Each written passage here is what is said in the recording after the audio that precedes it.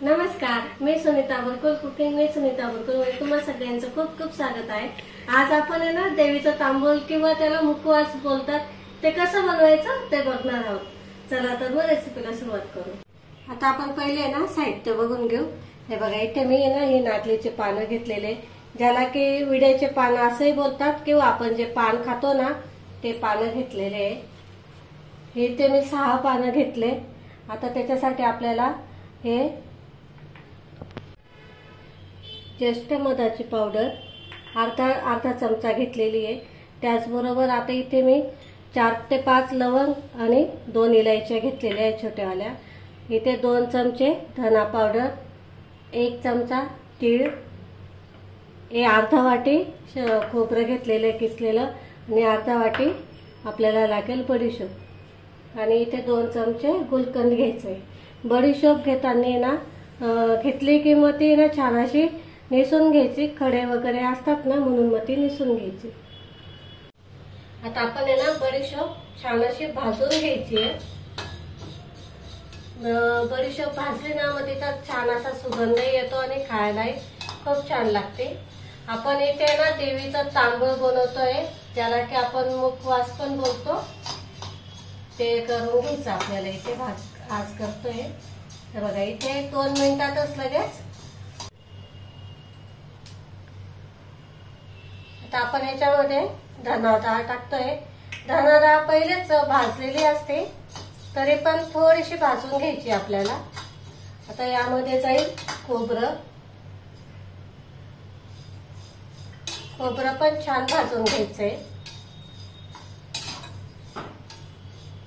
आता आपण भाजतोय लवंग आणि इलायची, ते पण याच्यातच छान असं भाजून घ्यायचंय। हे बघा, सगळं व्यवस्थित भाजलं गेलेलं आहे। जास्त नाही भाजायचं, नाही तर त्याचा ना कडवटपणा येईल। गॅस बंद करू आणि ताटात काढून घेते मी आता हे।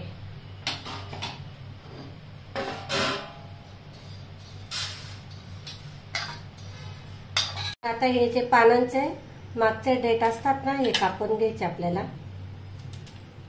आणि हे पुढचे जे आहेत ना हे पण कापून घ्यायचे। हे बघा, असे कापून घ्यायचे आणि याचे आता आपल्याला असे तुकडे करून घ्यायचे। हे बघा, आता हे छान असं थंड झालंय, तर मिक्सरच्या भांड्यात काढून घ्यायचं आपल्याला।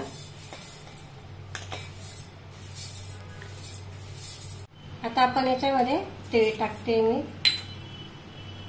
पावडर, खडीसाखर, झाकण लावून हे आपल्याला थोडं जाडसर दळून घ्यायचंय। आता आपण याच्यामध्ये हे कापून घेतलेले पानं टाकायचे, आणि इथे मी 2 चमचे गुलकंद घेतले।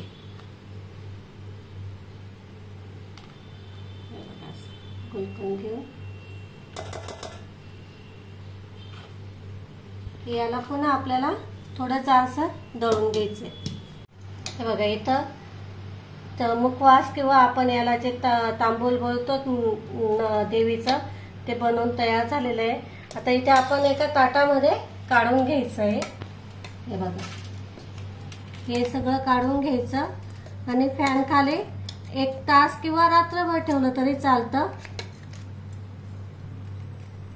हे बघा, इथे आपलं मुखवास किंवा तांबूल बनवून तयार झालेलं आहे। आता हे ना असं आपण फॅन खाली ठेवून द्यायचं रात्रभर म्हणा, किंवा 1 तास 2 तास जेवढं तुम्हाला शक्य होईल तेवढं फॅन खाली वाळवून घ्यायचं, आणि हवाबंद डब्यात मग पॅक करून ठेवून द्यायचं। बघा, इथे आपलं तांबूल किंवा मुखवास बनवून तयार झालेला आहे।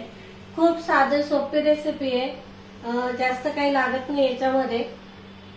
तुम्हाला जर रेसिपी आवडली असेल तर लाईक, शेअर आणि सबस्क्राईब करायला अजिबात विसरू नका। अशाच नवीन रेसिपींसोबत आपण पुन्हा भेटू, तोपर्यंत नमस्कार।